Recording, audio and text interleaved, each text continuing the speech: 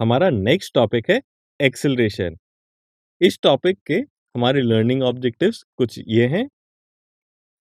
सबसे पहले हम देखेंगे कि एक्सेलरेशन क्या होता है, फिर हम देखेंगे नेगेटिव एक्सेलरेशन एंड रिटार्डेशन क्या होते हैं, एंड लास्ट में हम देखेंगे एक्सेलरेशन टाइम ग्राफ्स के बारे में। तो चलिए हम आगे बढ़ते हैं। समझते हैं कि एक्सेलरेशन क्या होता है। आप सभी ने कार रेस तो देखी होगी। यदि हम किसी कार रेस में सभी कार्स की टॉप स्पीड जो है वह सेम मान लें, तो क्या सभी कार्स एक साथ फिनिश लाइन पर पहुंचेंगी? नहीं, यहाँ पर जिस कार का एक्सेलरेशन सबसे ज्यादा होगा या पिकअप जिसे हम बोलते हैं वह सबसे ज्यादा होगा, वही कार रेस को जीतेगी। एक्सेलरेशन को हम change in velocity per unit time से डिफाइन करते हैं। माना एक कार की वेलोसिटी t1 टाइम पर v1 है एंड t2 टाइम पर इसकी वेलोसिटी v2 है, तो इसका एवरेज एक्सेलरेशन को हम लिख सकते हैं final velocity minus initial velocity upon given time interval, यानी कि a is equal to v2 minus v1 upon t2 minus t1। यहाँ पे ध्यान देने की बात है कि एक्सेलरेशन भी एक वेक्टर क्वांटिटी है। v2 minus v1 upon t2 minus t1 को हम लिख सकते हैं delta v upon delta t। Acceleration क्योंकि एक वेक्टर क्वांटिटी है, तो इसका मैग्नीट्यूड एंड डायरेक्शन दोनों होते हैं। एक्सेलरेशन की SI यूनिट है मीटर पर सेकेंड स्क्वायर। नेक्स्ट हम पढ़ेंगे इंस्टेंटेनियस एक्सेलरेशन के बारे में। यदि हम किसी छोटे टाइम इंटरवल में जिसमें t is tending to zero, इसके लिए rate of change of velocity को देखें, तो इसे हम इंस्टेंटेनियस एक्सेलरेशन कहते हैं, यानी a is equal to delta v by delta t when limit t tends to 0। इसे हम dv by dt भी लिख सकते हैं। हम कह सकते हैं यह वेलोसिटी टाइम ग्राफ का स्लोप के बराबर होगा। In other words, instantaneous acceleration is the slope of vt curve. Next हम पढ़ेंगे यूनिफॉर्म एक्सेलरेशन के बारे में। इसको हम एक एग्जाम्पल से समझते हैं। अगर हम रोड पर चल रही कार की वेलोसिटी अलग अलग पॉइंट्स पर अलग अलग टाइम पर मेजर करते हैं, तो हमें पॉइंट ए पर इसकी वेलोसिटी 10 मीटर पर सेकेंड प्राप्त होती है, पॉइंट बी पर इसकी वेलोसिटी 20 मीटर पर सेकेंड प्राप्त होती है। ए से बी तक कार का एक्सेलरेशन कैलकुलेट करें तो वह हमें 1 मीटर पर सेकेंड स्क्वायर प्राप्त होता है। इसी प्रकार सी पॉइंट पर इसकी वेलोसिटी 30 मीटर पर सेकेंड है एंड डी पॉइंट पर इसकी वेलोसिटी 40 मीटर पर सेकेंड प्राप्त होती है। यहाँ पर भी हमें एक्सेलरेशन 1 मीटर पर सेकेंड स्क्वायर प्राप्त होता है। तो इस प्रकार का मोशन जिसमें इक्वल टाइम में वेलोसिटी में चेंज इक्वल होता हो, उसे हम मोशन विद यूनिफॉर्म एक्सेलरेशन कहते हैं। नेक्स्ट हम पढ़ेंगे नॉन यूनिफॉर्म एक्सेलरेशन के बारे में। माना हम एक और कार लेते हैं और उसकी velocity points A B C D पर वापस से मेजर करते हैं। पॉइंट ए पर उसकी वेलोसिटी 10 मीटर पर सेकेंड प्राप्त होती है, पॉइंट बी पर उसकी वेलोसिटी 25 मीटर पर सेकेंड प्राप्त होती है। ए से बी तक का अगर एक्सेलरेशन मेजर करें तो हम उसे 1.5 मीटर पर सेकेंड स्क्वायर पाएंगे। पॉइंट सी पर कार की वेलोसिटी हमें 35 मीटर पर सेकेंड मिलती है। बी से सी तक जाने में कार का एक्सेलरेशन हमें 1 मीटर पर सेकेंड स्क्वायर प्राप्त होगा। डी पर हमें कार की वेलोसिटी 60 मीटर पर सेकेंड प्राप्त होती है। सी से डी तक जाने में कार का एक्सेलरेशन 2.5 मीटर पर सेकेंड स्क्वायर मिलेगा। तो हम देख सकते हैं कि कार की वेलोसिटी समान रूप से चेंज नहीं हो रही है और अलग-अलग टाइम इंटरवल में इसका अलग-अलग एक्सेलरेशन है। इसलिए इसे हम motion with non uniform acceleration कहेंगे। चलिए एवरेज एक्सेलरेशन पर एक प्रॉब्लम सॉल्व करते हैं। यहाँ पर हमें दिया है एक एथलीट है, वो maximum speed of 18 kilometre per hour से रन करता है और 2 सेकंड्स के अंदर वो रेस्ट पर आ जाता है। तो हमें फाइंड आउट करना है कि उसका एवरेज एक्सेलरेशन क्या होगा। तो चलिए इसका सॉल्यूशन देखते हैं। हमें यहाँ पे इनिशियल वेलोसिटी दी है 18 किलोमीटर पर आवर, इसको हमने मीटर पर सेकंड्स में कन्वर्ट कर लिया है, तो हमारे पास आती है 5 मीटर पर सेकंड। फाइनल वेलोसिटी हमें पता है 0 होगी क्योंकि एथलीट रेस्ट पर आ गया है।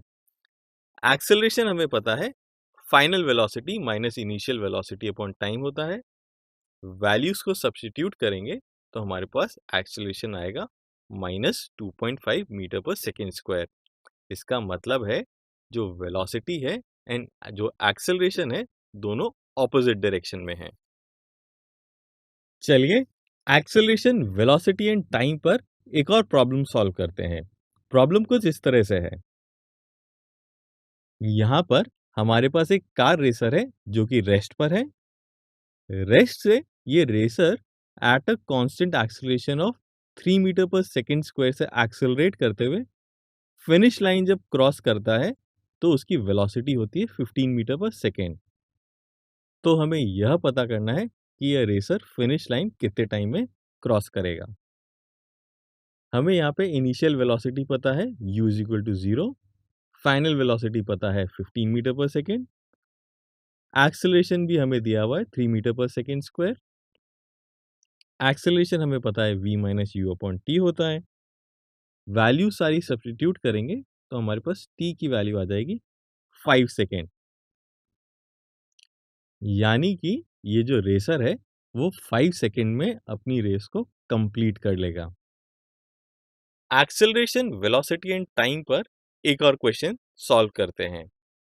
यहाँ पे एक पार्टिकल एक्स एक्सिस पे मूव कर रहा है और उसकी जो वेलोसिटी है with time 3t square plus 8t minus 2 से वेरी करती है। तो हमें इसका एक्सेलरेशन फाइंड आउट करना है at t is equal to 4 second. हमें पता है एक्सेलरेशन होता है dv बाई dt।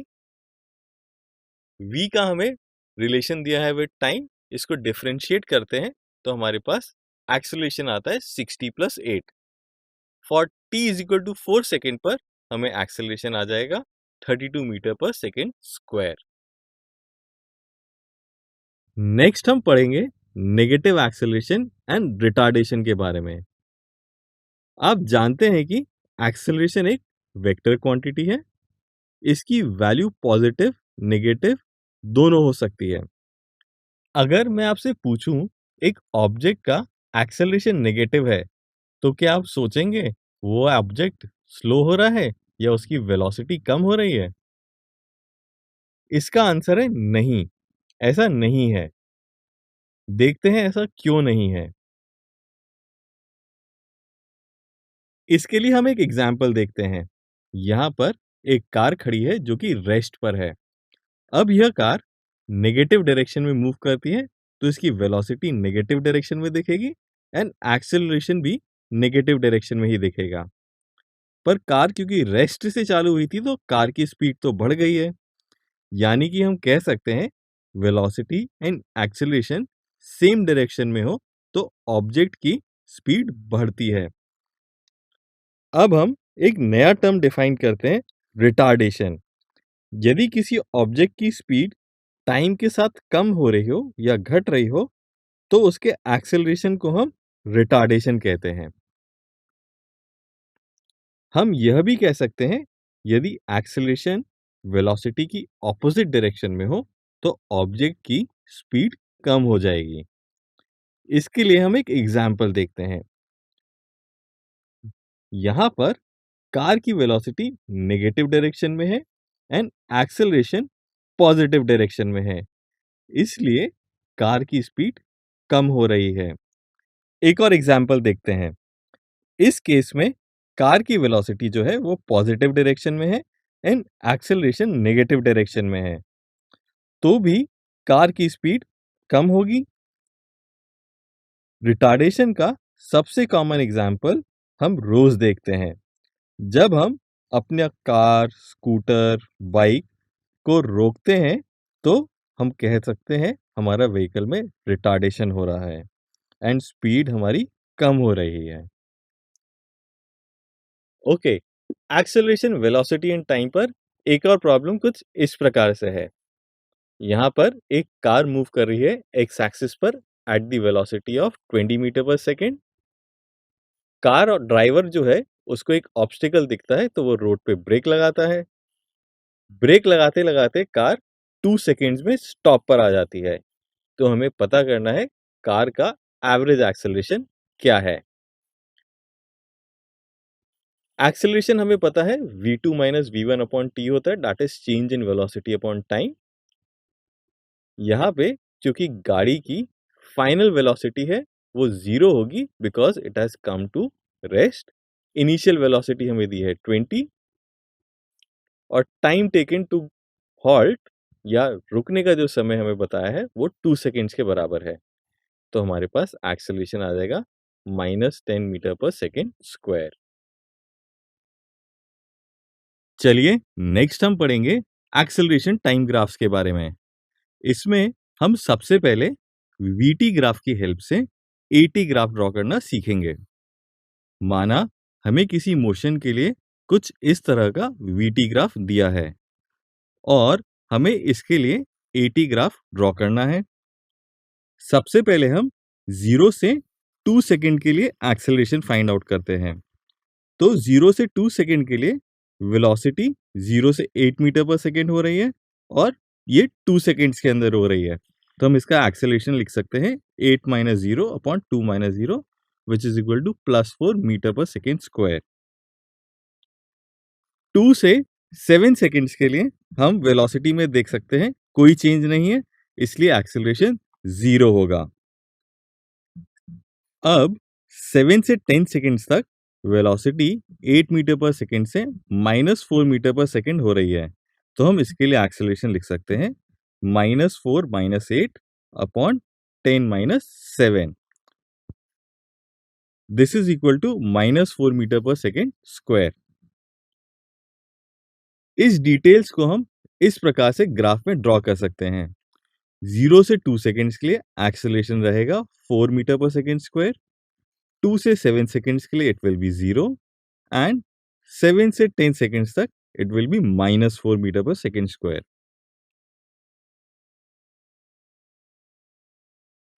चलिए अब हम एक्सेलरेशन की अलग-अलग डायरेक्शन के लिए वीटी ग्राफ ड्रॉ करते हैं।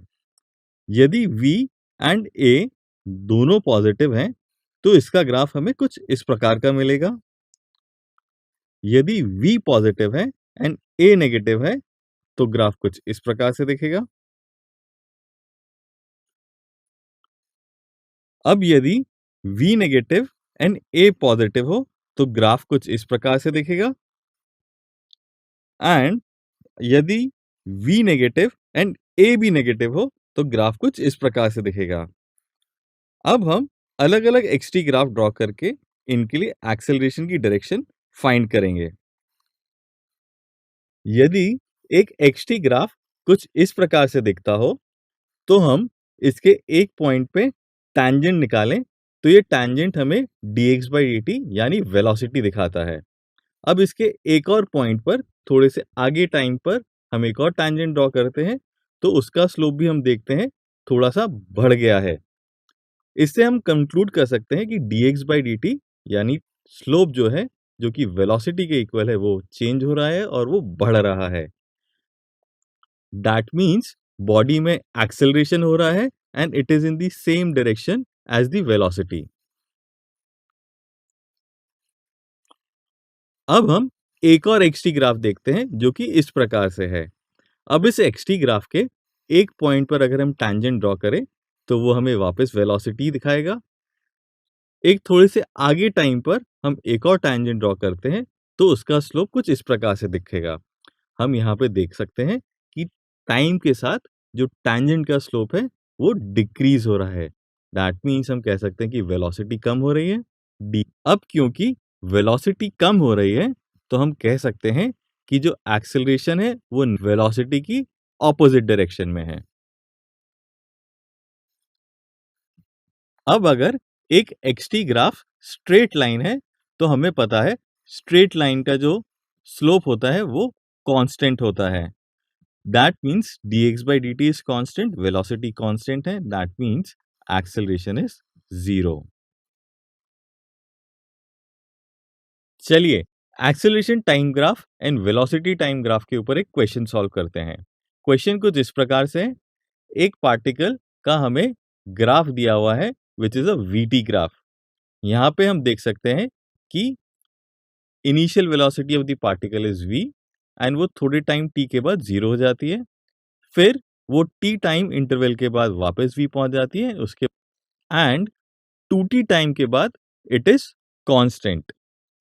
अब हम इसका एक्सेलरेशन टाइम ग्राफ ड्रॉ करते हैं. 0 से t टाइम के बीच में इस ऑब्जेक्ट की वेलोसिटी v से 0 हो गई है, तो हम इसका एक्सेलरेशन लिख सकते हैं 0 minus V by T, that means minus V by T. So 0 से t टाइम के लिए उसका acceleration minus V by T है. So we get a straight line parallel to the time axis. अब t से 2t के बीच में देखें तो बॉडी की वेलोसिटी 0 से वापस v हो गई है, तो हम एक्सेलरेशन लिख सकते हैं v minus 0 upon 2t minus t, so it will be v by t. तो हमारे पास for this time duration between t to 2t एक पैरेलल लाइन आ जाएगी parallel to the time axis. अगर हम 2t के आगे देखें तो हमें दिख रहा है velocity is constant, that means acceleration is 0. So from 2t onwards acceleration होगा वो 0 के बराबर दिखेगा. So we get a line along the time axis. अभी तक पढ़े हुए कॉन्सेप्ट्स की समरी कुछ इस प्रकार से. हमने एवरेज एक्सेलरेशन निकालना सीखा which is final velocity minus initial velocity upon total time. हमने इंस्टेंटेनियस एक्सेलरेशन निकालना सीखा which is dv by dt. अब आपको इन रेफरेंस क्वेश्चंस को सॉल्व करना है from your NCERT and Avanti workbook. हमारा next topic equations of motion है. इसमें हम डिफरेंट टाइप की इक्वेशंस देखेंगे जो एक मोशन को रिप्रेजेंट कर सकती है, और हम ये भी सीखेंगे किस प्रकार इक्वेशन यूज करके मोशंस को डिफाइन करने वाली डिफरेंट टर्म्स जैसे कि initial velocity, final velocity, acceleration, time, displacement etcetera find किया जा सकता है. तो हमारे लर्निंग ऑब्जेक्टिव्स इस प्रकार से रहेंगे. हम पढ़ेंगे derivation of equations by graphical method, derivation of equations by calculus method, then हम फ्री फॉल के बारे में पढ़ेंगे, और उसके बाद हम रिएक्शन टाइम फाइंड आउट करना निकालेंगे. तो चलिए सबसे पहले हम फर्स्ट इक्वेशन ऑफ मोशन को डिराइव करते हैं. माना किसी ऑब्जेक्ट की इनिशियल वेलोसिटी u है एंड t टाइम के बाद उसकी वेलोसिटी v हो जाती है. इसका एक्सेलरेशन a कांस्टेंट है, तो हम जानते हैं acceleration is equal to final velocity minus initial velocity upon time. तो हम लिख सकते हैं a is equal to v minus u by t. Cross multiply करने के बाद और रीअरेंज करने के बाद हम लिख सकते हैं v is equal to u plus a t. इससे हमें समझ में आता है कि अगर हमें किसी ऑब्जेक्ट की इनिशियल वेलोसिटी पता है, एक्सेलरेशन पता है, तो t टाइम के बाद हम उसकी वेलोसिटी फाइंड आउट कर सकते हैं. अब हम सेकंड इक्वेशन ऑफ मोशन को ग्राफिकली डिराइव करते हैं. हमें पता है area under the VT curve हमें डिस्प्लेसमेंट देता है. तो यहां पे जो कर्व है इसमें दिया है कि एक ऑब्जेक्ट u वेलोसिटी से स्टार्ट होके आफ्टर टाइम t उसकी वेलोसिटी v हो जाती है, और उसका एक्सेलरेशन अभी हमने पीछे निकाला था v minus u by t. तो अब हमें फाइंड आउट करना है कि टाइम t के अंदर जब उसकी वेलोसिटी v पहुंच जाती है तो उसने कितना डिस्प्लेसमेंट किया होगा. तो चलिए हम इसका एरिया फाइंड आउट करते हैं. इस एरिया को हम इस प्रकार से दिखा सकते हैं, और इसको टू पार्ट्स में हमने बांट दिया है. One is triangle ABC and another is rectangle ACDO और रेक्टेंगल OACD. तो हम पहले ट्राइंगल ABC का एरिया फाइंड आउट करेंगे एंड फिर इस रेक्टेंगल का एरिया फाइंड आउट करेंगे. ट्राइंगल का एरिया हम लिख सकते हैं हाफ बेस इनटू हाइट. तो यहां पर जो बेस होगा वो टाइम होगा, और जो हाइट है वो होगी v माइनस यू. तो एरिया हो जाएगा half v minus you into T. अब इस रेक्टेंगल का अगर एरिया देखें तो वह होगा u इंटू टी। अब क्योंकि एक्सेलरेशन को हम v minus you by T लिख सकते हैं, तो हम इस इक्वेशन में सब्स्टिट्यूट करेंगे तो हमारे पास ये आता है। फर्दर सिंप्लीफाई करने पर हम लिख सकते हैं x is equal to u t plus half a t square. That means ये इक्वेशन हमें देती है अगर एक ऑब्जेक्ट u वेलोसिटी से स्टार्ट हुआ है और उसका एक्सेलरेशन a है, तो t टाइम के बाद उसका डिस्प्लेसमेंट जो होगा वो इस इक्वेशन से फाइंड आउट किया जा सकता है। अब यदि हम इक्वेशन 1 को सॉल्व करें तो हम देख सकते हैं x is equal to we plus you by two into t मिलता है। इसे हम इक्वेशन 2 लिख देते हैं। तो हम इस इक्वेशन को लिख सकते हैं x that is displacement is equal to v average into time, यानी कि एवरेज वेलोसिटी से भी ऑब्जेक्ट t टाइम के लिए मूव करे तो उसका डिस्प्लेसमेंट x ही होगा, यानी कि v average is equal to v plus u by 2। That means final velocity plus initial velocity by 2। ध्यान रखने की बात यह है कि यह फॉर्मूला सिर्फ कांस्टेंट एक्सेलरेशन के लिए ही वैलिड है। अगर नॉन यूनिफॉर्म एक्सेलरेशन है तो यह फॉर्मूला वैलिड नहीं होगा। चलिए अब हम थर्ड इक्वेशन ऑफ मोशन को डिराइव करते हैं। इसके लिए हम इक्वेशन 2 जहां पे हमने लिखा है displacement is equal to we plus you by two into t का यूज करेंगे। हम जानते हैं acceleration v minus you by t होता है, तो हम लिख सकते हैं t को v minus you by A. t की वैल्यू सब्स्टिट्यूट कर देंगे तो हमारे पास आएगा displacement x is equal to we plus you by two into V minus you by A. इसको फर्दर सिंप्लीफाई करेंगे तो ऐसे लिख सकते हैं V square minus you square upon 2a। Rearrange करेंगे तो हम लिख लेंगे V square minus you square is equal to 2ax। इसका मतलब है अगर हमें किसी ऑब्जेक्ट की फाइनल वेलोसिटी पता है, इनिशियल वेलोसिटी पता है और उसका एक्सेलरेशन पता है तो हम उसका डिस्प्लेसमेंट निकाल सकते हैं। यहां पे टाइम की जरूरत नहीं होगी। आप देख सकते हैं इक्वेशन में टाइम t की जरूरत नहीं है। अब हम इन सभी इक्वेशंस को कैलकुलस की हेल्प से भी डिराइव करेंगे। हम जानते हैं कि a is equal to d v by d t, तो इसे हम लिख सकते हैं d v is equal to a d T.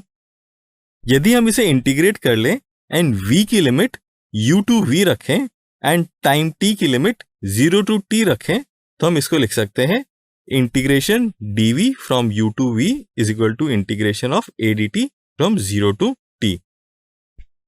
इसे इंटीग्रेट करेंगे तो हम लिख सकते हैं v minus u is equal to a t और v is equal to u plus a t, जो हमारी फर्स्ट इक्वेशन ऑफ मोशन है। इसी प्रकार हम जानते हैं कि v is equal to d x by d t, तो हम लिख सकते हैं d x is equal to v d T.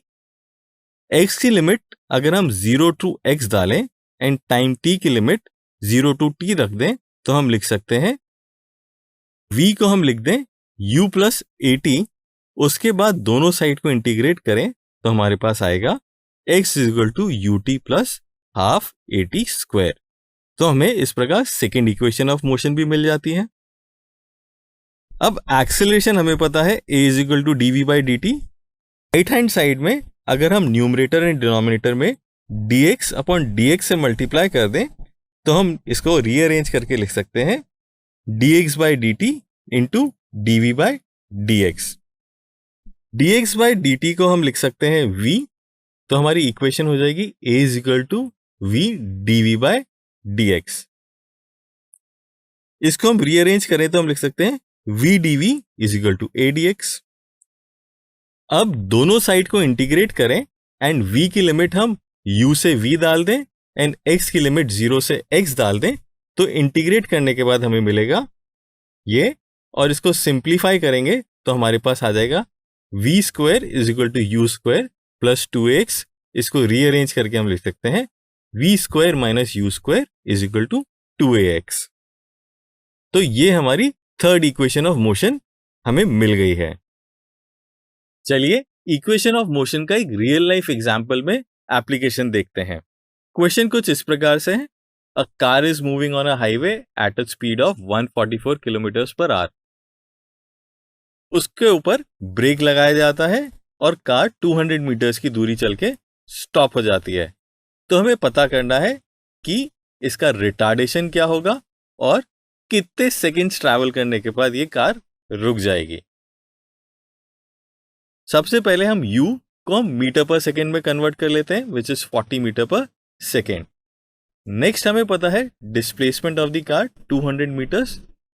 Final velocity 0 होगी because car is coming at a halt और a stop. v square is equal to u square plus 2ax use करके हम acceleration या रिटार्डेशन निकाल सकते हैं गाड़ी का। वो आता है -4 मीटर पर सेकेंड स्क्वायर। नेक्स्ट हमें टाइम निकालना है, कितनी देर बाद गाड़ी रुकेगी। v minus u upon a use करके हम निकाल सकते हैं time is equal to 10 seconds. That means गाड़ी को 10 सेकेंड लगेंगे हॉल्ट पर आने में।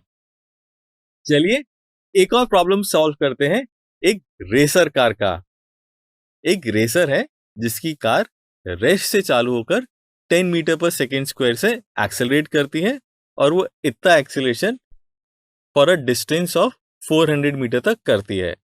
तो हमें पता करना है कि ये 400 मीटर ट्रैवल करने में इस रेसर को कितना टाइम लगेगा और 400 मीटर ट्रैवल करने के बाद इसकी वेलोसिटी क्या होगी। तो देखते हैं इसका solution. Initial velocity u is equal to 0 है, एक्सेलरेशन 10 मीटर पर सेकेंड स्क्वायर गिवन है और डिस्टेंस और displacement is also given as 400 metres. तो इसको यूज करके हम फाइनल वेलोसिटी निकाल सकते हैं। v square is equal to u square plus 2ax को यूज करके वैल्यू सब्स्टिट्यूट करेंगे तो v की वैल्यू आ जाएगी 40√5 मीटर पर सेकेंड। नेक्स्ट हमें टाइम फाइंड आउट करना है कि ये 400 मीटर ट्रैवल करने में कितना टाइम लगेगा। v is equal to u plus 80 से हम निकाल सकते हैं टाइम विल बी 4√5 सेकेंड्स। चलिए एक और प्रॉब्लम सॉल्व करते हैं ऑन इक्वेशंस ऑफ मोशन।